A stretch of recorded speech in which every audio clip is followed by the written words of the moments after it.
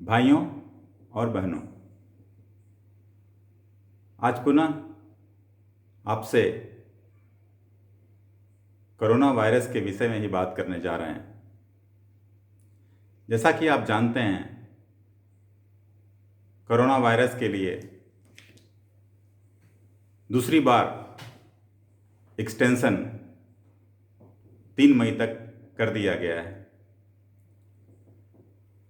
Corona virus के ऊपर 21 लोगों की एक स्पेशलाइज्ड कमेटी बनाई गई है केंद्र में, जो पिछले 1 महीने में 14 बार मिल चुकी है और प्रधानमंत्री को या संबद्ध लोगों को जानकारियां या रास्ते बताते रहती है कि कैसे निपटना है, इसके बचने के क्या रास्ते हैं या क्या करना चाहिए। आज हम देख रहे हैं कि देश किस तरह से पूरे लोगों को साथ में लेते हुए इस बीमारी से जूझने की कोशिश कर रहा है।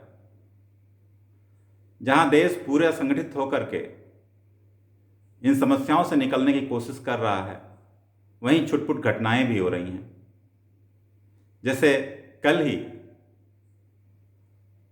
बांद्रा में 3000 से ऊपर लोग इकट्ठा हो गए, जो जल्दी से जल्दी अपने घर जाना चाहते थे। यह एक अजीब बात थी, जहां ऑलमोस्ट कर्फ्यू लगा हुआ है, पूरे देश में लॉकडाउन है, हर सिटी, हर स्टेट, हर राज्य लॉकडाउन से प्रभावित है, लॉकडाउन वहां लागू है, वहां 3000 लोग अचानक कैसे पहुंच जाते हैं। उसी तरह से अभी दूसरा आया है, हैदराबाद में 25 बच्चे एक साथ संक्रमित पाए गए हैं, जिसमें खोजबीन करने पर मालूम पड़ा कि वो तबलीगी जमात से ट्रांसमिशन हुआ है कोरोना वायरस का, उनके संपर्क में आए थे वो बच्चे। ऐसी कुछ घटनाएं जो हो रही हैं, जब पूरा देश एक साथ खड़ा होकर के इस बीमारी से जूझने की कोशिश कर रहा है, इससे बचने की कोशिश कर रहा है, इससे निकलने के उपाय ढूंढ रहा है, तो ऐसी घटनाएं पूरी प्रक्रिया को खतरे में डाल देती हैं। इसी तरह से कुछ राजनेता थोड़ी सी लापरवाही भी बरत रहे हैं। अभी मैंने हाल में ही, शायद आज ही, किसी अखबार में पढ़ा, पूर्व मुख्यमंत्री कर्नाटक के माननीय एच.डी. कुमारस्वामी जी के बच्चे का विवाह है, शायद 17 या 18 तारीख को है, और विवाह संपन्न करने जा रहे हैं। और उन्होंने अपने नोट में लिखा है कि मैंने 12-13 डॉक्टरों से संपर्क किया और उनकी सलाह के बाद मैं विवाह संपन्न करने जा रहा हूं।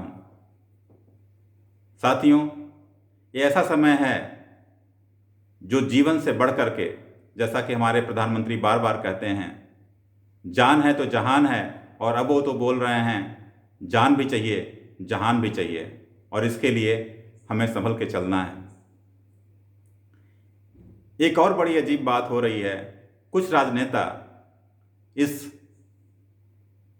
संकट की घड़ी में भी गलत तरह से चीज़ों को लोगों के सामने रखते हैं।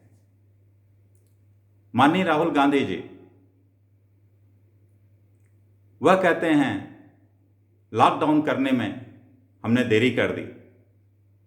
और तो और, उनका आज मैं एक बयान पढ़ रहा था, जिसमें उन्होंने कहा है लॉकडाउन एक पॉज बटन की तरह है, लॉकडाउन करने से कोरोना वायरस पे नियंत्रण नहीं कर सकते हैं।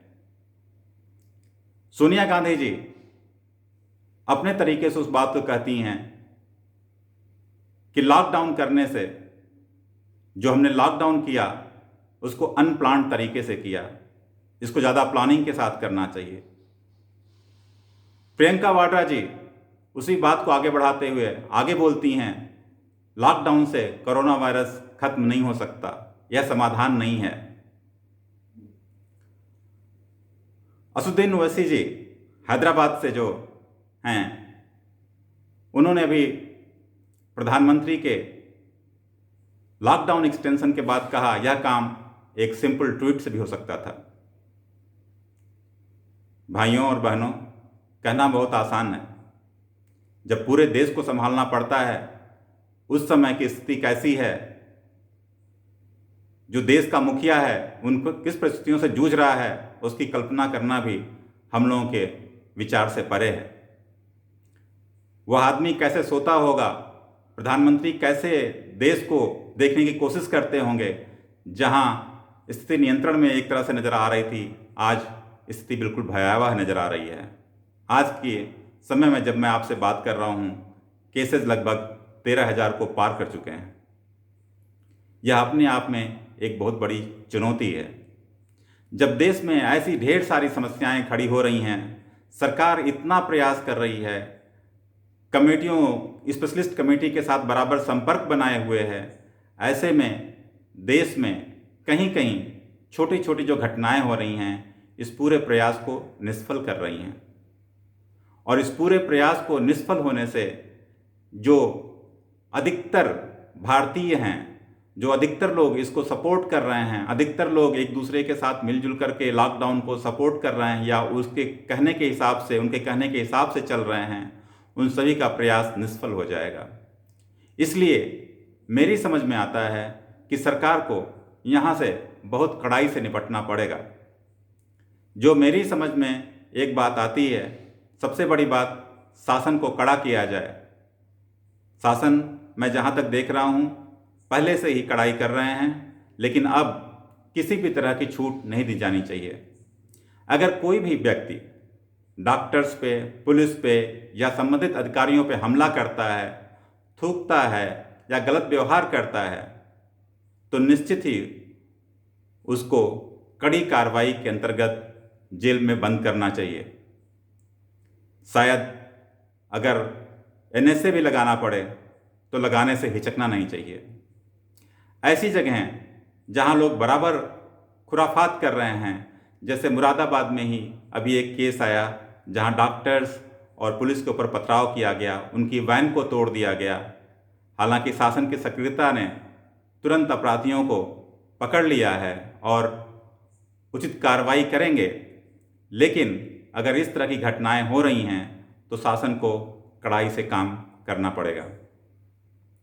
जहां भी ज़रूरत हो, जब लोग बोलते हैं कि सेना को नहीं लगाया जाना चाहिए, मैं बिल्कुल सहमत हूं, लेकिन एक बात ये बताइए, सेना बाहरी सीमाओं की सुरक्षा के लिए है, लेकिन जब देश की आंतरिक सुरक्षा ही खतरे में पड़ी हुई है, देश में आंतरिक सुरक्षा इस लेवल तक पहुंच गई है कि जो भी प्रयास अधिकांश लोग कर रहे हैं, उस प्रयासों को निष्फल करने की कोशिश की जा रही है। ऐसे में मेरा मानना यह है कि सेना को लिमिटेड जगहों पे, जहाँ भी परेशानी ज़्यादा है, वहाँ ज़रूर लगाया जाना चाहिए। उससे हमको स्थिति को नियंत्रण करने में आसानी होगी। पांचवी बात मैं ये कहना चाहूँगा, फेसबुक, ट्विटर या सोशल मीडिया जो भी अकाउंट्स हैं, अगर सरकार के अंदर क्षमता है या पावर है या किया जा सकता है, तो इसको 15 दिनों के लिए या 20 दिनों के लिए टोटली ब्लॉक कर देना चाहिए, इसको डिसेबल कर देना चाहिए। क्योंकि बहुत ढेर सारी अफवाहें, ढेर सारे प्रपंच या ढेर सारी गलत सूचनाएं लोगों तक पहुंचाई जा रही हैं, जो लोगों के दिमाग में उलझन पैदा करती हैं और निगेटिविटी माहौल में क्रिएट करती हैं। दोस्तों, हम सभी लोग जानते हैं लॉकडाउन को इनफाइनाइट पीरियड या इनडेफिनिट पीरियड तक हम बढ़ा नहीं सकते हैं। एक सीमा होती है, हम कहाँ तक जा सकते हैं। 3 महीने जा सकते हैं, 6 महीने जा सकते हैं, 9 महीने जा सकते हैं। देश को हमेशा के लिए लॉकडाउन तो नहीं कर सकते हैं। ऐसी स्थिति में हमको जो भी समय मिला है, उस समय का उपयोग करते हुए मैं सरकार से अनुरोध करूँगा कि अपने सिस्टम में जो कड़ाई कर रहे हैं, जहाँ भी कड़ाई कर रहे हैं, उसको और कड़ाई से अनुपालन कराएं।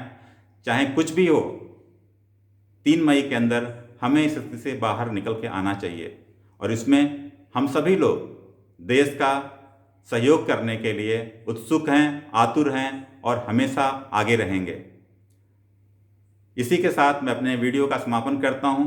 अगर यह वीडियो आपको अच्छा लगा तो इसको सब्सक्राइब करें, लाइक करें और कमेंट जरूर करें। आपका कमेंट हमें इसको सुधारने में आसानी प्रदान करता है। धन्यवाद। जय हिंद।